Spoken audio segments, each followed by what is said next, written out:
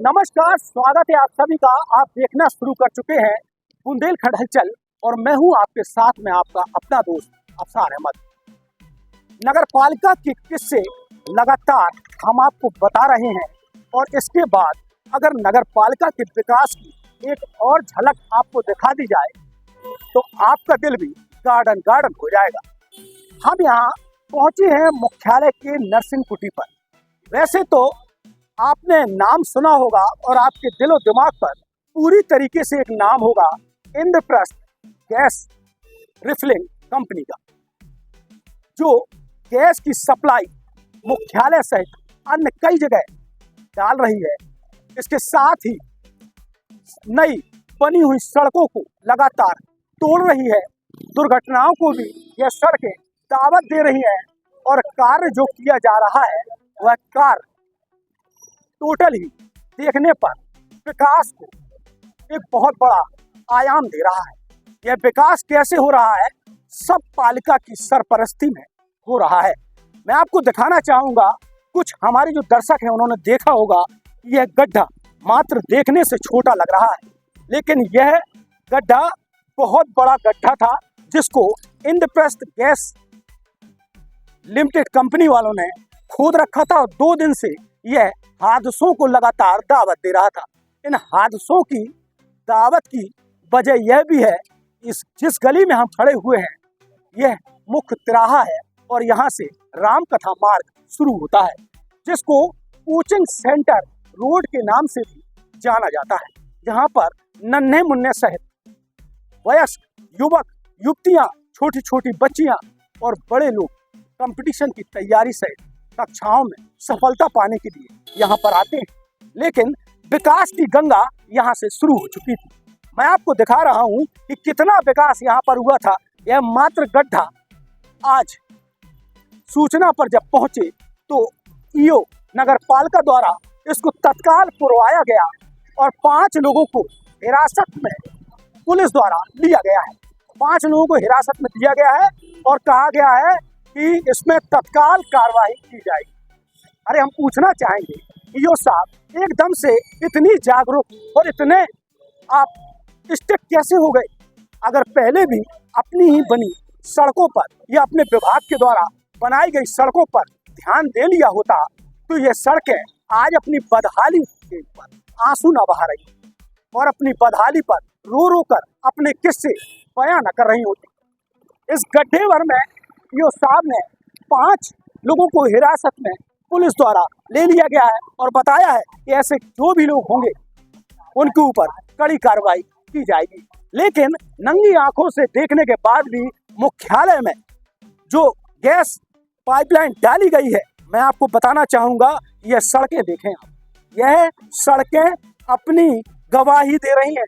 ये सड़कें बता रही हैं कि महीनों से इसमें पाइपलाइन तो डाली गई लेकिन इसमें हमको पूरा नहीं गया। ये सड़कें खुद कह रही हैं, लेकिन इसको सुनने के लिए कान चाहिए, लेकिन जिम्मेदारों के कानों पे जूं तक नहीं रेंग रही है। हम आपको बताएंगे, उन्होंने बताया कि इसमें परमिशन नहीं ली गई। इन सबको खोदने की परमिशन आपने दी थी क्या? ये भी पूछेंगे। देखिए सड़कें देखिए, ये मुख्यालय का रामकथा मार्ग का नारूपुरा, यहाँ से बाढ़ शुरू होता है और बदहाली की तस्वीरें बयां हो रही है। इसमें सभी प्रकार के मानक हैं कि मार्ग अवरुद्ध ना हो, लोगों को आने जाने में दिक्कत परेशानियों का सामना ना करना पड़े और साथ ही किसी प्रकार की असुविधा ना हो। लेकिन इस बाढ़ के लोगों से अगर पूछा जाए ना तो असुविधा का भंडार मिला है उनको, क्योंकि यहाँ पर आए दिन बच्चे, बूढ़े और बुजुर्ग, बाइक सहित, साइकिल सहित और खेलने वाले बच्चे औंधे मुंह इसमें गिरे, क्योंकि चोटिल भी हुए हैं, दुर्घटनाग्रस्त भी हुए हैं। लेकिन नंगी आंखों से देखने के बाद नगर पालिका परिषद के ईओ साहब को वो छोटा गड्ढा दिखा। कुछ मामला गड़बड़ है, हमको भी लग रहा है, लेकिन क्या मामला गड़बड़ है? ईओ साहब बोले उस गड्ढे की परमिशन नहीं ली गई। इस गड्ढे की परमिशन आपने दी थी क्या?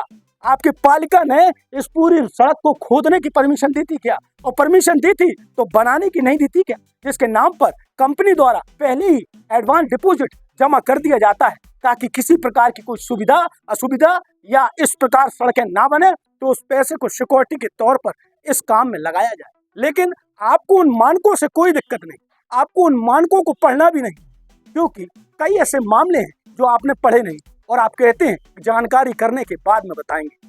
आप जिम्मेदार हैं, लेकिन अगर रत्ती भर भी आपको लगता हो कि इसमें कुछ सच्चाई है, धरातल पर हम जो तस्वीरें आपको दिखा रहे हैं, ऐसी ही तस्वीरें मुख्यालय के हर मोहल्लों से निकलकर सामने आ रही है, क्योंकि उन मोहल्लों में अव्यवस्थाओं का भंडार है। ऐसी खुदी हुई, सीधे तौर पर अगर की जाए तो जिम्मेदार सहित अन्य लोगों की भी सांठ-गांठ के आरोप कई समाजसेवी और लोग लगा चुके हैं। हमारे साथ में समय समय पर कई मुद्दों पर लड़ाई लड़ने वाले और सरकारी जमीनों को बचाने वाले राजेश महाराज समाजसेवी मौजूद हैं, उनसे बात करते हैं। महाराज, आप किसी भी सड़क में जा रहे हैं, किसी भी मोहल्लों में जा रहे हैं, क्या स्थिति है इंद्रप्रस्थ गैस प्राइवेट लिमिटेड के कंपनी कर्मचारी द्वारा? इंद्रप्रस्थ गैस पाइपलाइन डाली गई है, इसको मैंने पहले भी ये सबको अवगत कराया था एक बार। ये गड्ढे खोदे जा रहे हैं, इनको पूरने की भी जिम्मेदारी है कि नगर पालिका की नहीं है। नगर पालिका ने कहा है महाराज ये पुरवाए जाएंगे इनकी सब, लेकिन जहाँ देखो वहीं पर ये खोद के चले जाते हैं। करीब मैंने 6 महीने पहले ये अधिशासी अधिकारी को बताया था, जब मैं भंडीपोरा से निकला था, तब मैंने अधिशासी अधिकारी को बताया था कि ये खोद के जा रहे हैं, वहाँ कोई जिम्मेदारी कोई देखने वाला नहीं है।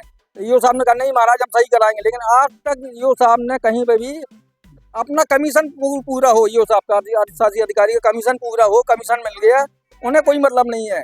दोबारा निर्माण कराने लगेंगे, दोबारा कमीशन आने लगेगा, उनको तो सिर्फ अपना पेट भरने से मतलब है, उनसे कोई मतलब नहीं है। आप यहाँ की मुख्यालय की रामकथा मार्ग का ये छोटा जो गड्ढा है, इसमें दिख गया और तत्काल एक्शन में आई। मैंने सुना है यू साहब कह रहे कोई समझौता नहीं, इनमें समझौता क्यों हुआ? नहीं, उसमें माल मिल गया होगा, पैसा ले लिया, माल में सब कमीशन में चलता है। और पहली बात तो ईओ साहब से कोई भी बात कहो तो वो कहने लगते हैं अधिशासी अधिकारी, हमें ये समझ में नहीं आता अधिशासी अधिकारी ईओ साहब है या अरुण शुक्ला जी हैं, उनसे कोई भी बात पूछो तो वो कहने लगते हैं कि शुक्ला जी से पूछ के बताता हूँ। ऐसा क्यों है? क्या शुक्ला जी पूरा मैंने शुक्ला जी करते हैं क्या? उनको कोई भी काम विकास हो, कोई भी काम हो, क्या शुक्ला जी इनको ईओ साहब को जानकारी में नहीं होते क्या? क्या शुक्ला जी की सब जानकारी में होते हैं क्या? देखिए, चाचा के नाम से विख्यात शुक्ला जी की ये बात कर रहे हैं और बता रहे हैं कि ईओ साहब जो है कहते हैं कि शुक्ला जी से हम पूछकर बताएंगे, लेकिन अब शुक्ला जी तो चाचा कह रहे हैं, अब उनको हम क्या कहते हैं? उनको तो सब लोग चाचा कहते हैं, वो प्यार से भतीजा कहते हैं। ये तो ईओ साहब की कमी है ना कि वो शुक्ला जी से पूछते हैं। शुक्ला जी थोड़ी ना कहते हैं ईओ साहब से कि भाई हमसे पूछो, तो आप जिम्मेदार हैं।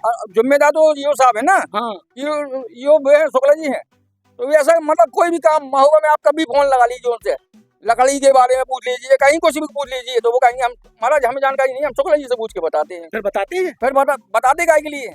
मतलब दोबारा फोन लगा, फोन ही नहीं उठाते।